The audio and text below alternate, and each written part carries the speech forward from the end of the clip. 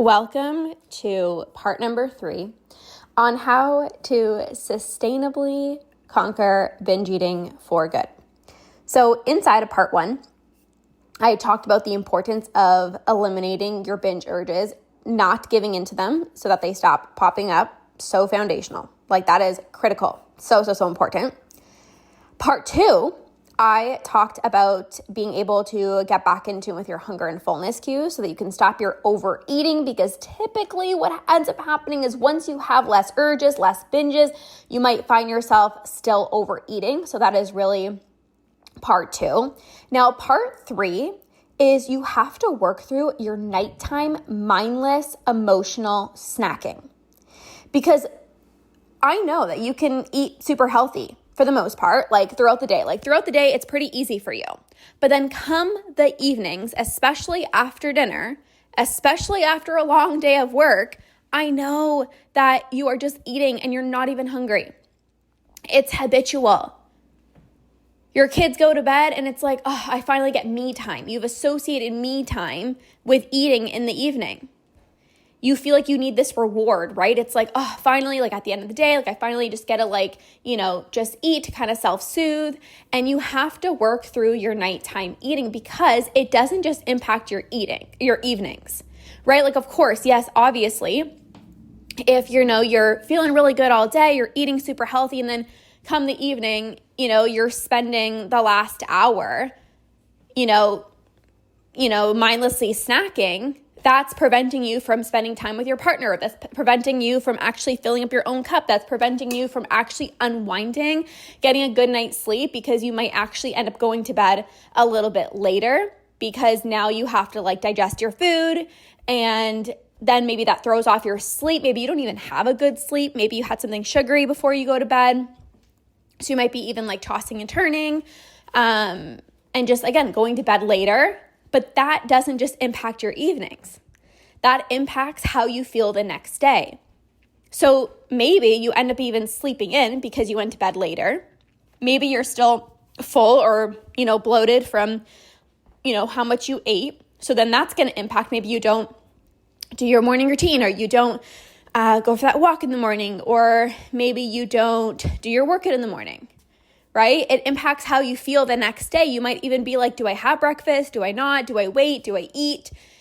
And then that kind of throws off your hunger and fullness cues, right? So being able to stop your mindless snacking in the evening is, yes, to get your evenings back, to get me time back, to actually be able to unwind, relax in the evening, because you are a hard worker, you're go all day. You need that time to decompress. I always tell my clients this all the time. Everybody needs that time to decompress at the end of the day. You need time to unwind and, relax, right?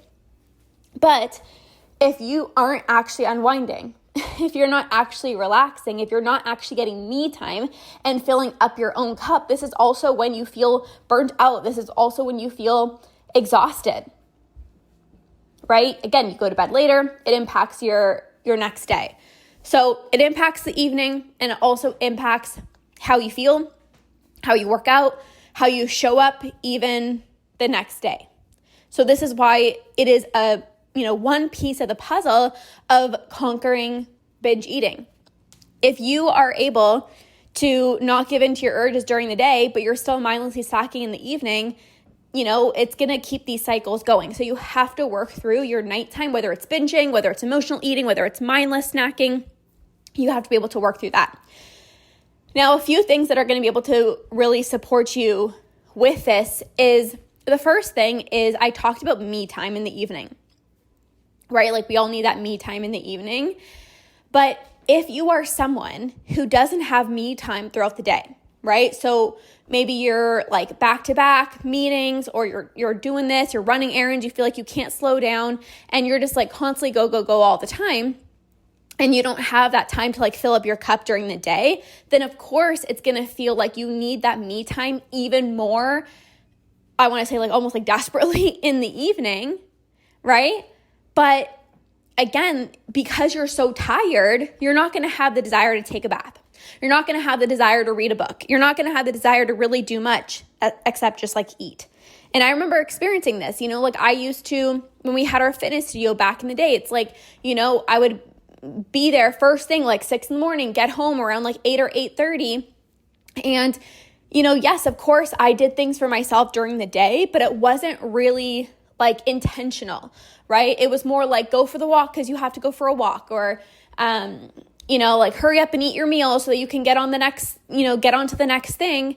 And so if that is what is happening, then of course, like in the evening, it's like, oh, finally the only time that I can actually relax and unwind. So you can prevent yourself from only feeling like that when you actually allow yourself to have more space throughout the day, add more joy into your life throughout the day, add more me time throughout the day.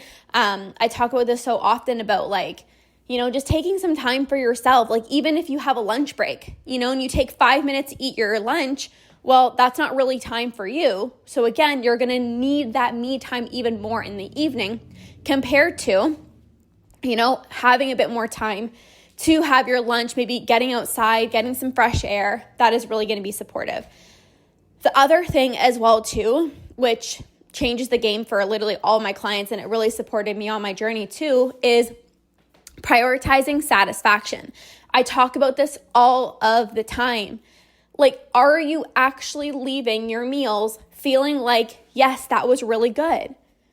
Because if not, then your cravings are going to build up throughout the day and they're going to turn into urges in the evening, right? And a lot of the times, if you think about the foods that you tend to mindlessly snack on or binge on in the evenings, it's not carrots, it's not celery, it's typically like foods that are higher in sugar, right? And it's not because you're weak-willed, it's because you're not actually having meals that you enjoy throughout the day. It's like you're depriving yourself, even if you're not, obviously you're not dieting anymore. You're not restricting yourself anymore. But if you are finding yourself, having these meals and you're like, yeah, it really wasn't that good, it was kind of like plain or whatever it is, then you're going to need that satisfaction. And then that comes typically through the evenings as well too. So a lot of people will say, but, I can't have, let's say something sweet during the day because I always have it in the evening. Well, no, the reason you're having it in the evening is because like you're not actually allowing yourself to have it when you want it during the day. Now, what I'm not saying is purposely have something sweet every single day in the middle of the day. I'm not saying that. What I'm saying is when you are wanting something sweet in the middle of the day, let's say, after lunch, you're like, I would really want something sweet. You can allow yourself to obviously have that, right? I'm not saying just purposely eat a cookie every single day to prevent yourself from binging at night. That's not even listening to your body. That's just like, that's not intuitive eating. That's literally just purposely making yourself eat foods that you probably don't even feel like. So what I'm saying is when you actually do have a specific craving, when you're like, you know what, for lunch, I'm going to make myself some pasta. And then you make yourself some pasta instead of being like, I really want some pasta, but I probably shouldn't. So let me go make some, eggs and whatever. And then it's not actually what you wanted. Then again, that, you're going to feel deprived and that's going to build up over time. And then it's going to spiral you in the evenings. So there's that. What else can I share? There's so many things. And obviously I have a full program on this. Break the late night binge that I cover inside of Conquer. Again, these are all the different pieces of the puzzles, right? So it's like part 1, which is eliminating your urges to stop binge eating. That is my program, Stop the Urge, which is included inside of Conquer. The second thing that I talked about, which is part 2, which is getting back in tune with your hunger and fullness cues so you can stop your overeating and get back to eating like a normal person. That's my program, Eat Normally, which is included inside of Conquer. Today, part 3, I talked about being able to stop your mindless, binging, emotional eating late at night. That's my program, Break the Late Night Binge, and you get that all included inside of Conquer. So, of course, in those programs, I go more in depth, but this is what I really want you to think about. Are you having me time throughout the day? Are you having satisfying meals throughout the day? Are you actually allowing yourself to eat what it is that you want during the day? Because if not, like that is what's actually causing you to eat out of habit, mindlessly snack in the evening when you're not hungry. So this was part number 3. the next part I'm going to dive into, which is part number 4, and that is going to be on body image. So stay tuned for part number 4 on healing your body image, which is also a very, very, very important step in conquering binge eating.